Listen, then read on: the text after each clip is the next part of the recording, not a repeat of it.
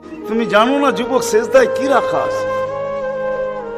যুবক যখন সেজদায় যায় সুবহান রাব্বিয়াল আলা বলে, আলা সুবহান রাব্বিয়াল আলা, আল্লাহ উপর থেকে চিৎকার দিয়া বলে সাব্বাহতানি সাব্বাহতুক, তুই আমাকে পবিত্র বললি আর তুই অপবিত্র থাকবি, এটা হইতে পারে না। তুইও পবিত্র, গুনাহ মাফ।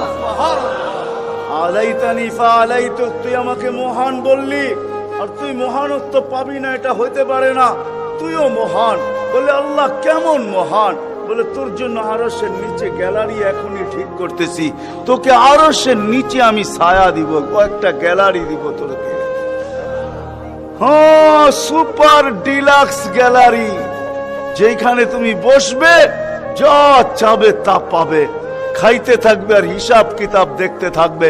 আল্লাহকে যদি বলি আল্লাহ এই গ্যালারি কেন দাঁড় করাবেন, আল্লাহ যেন আমাকে বলতে চায় কয় হিসাব কিতাব দর্শক না হইলে খেলতেও ভালো লাগে না, আবার দর্শক না হইলে খেলতেও ভালো লাগে না, আর দর্শক ছাড়া খেলাও জমে না। আল্লাহ বলে তোকেদেরকে দর্শক বানাবো, কেন হিসাব কিতাব তো একটা খেলা, ঠিক না? কি বলেন? হ্যাঁ, খেলাই হবে হিসাব কিতাবের। আরশের নিচে হবে মেলা আর বাহিরে হবে হিসাব কিতাবের খেলা, ঠিক না?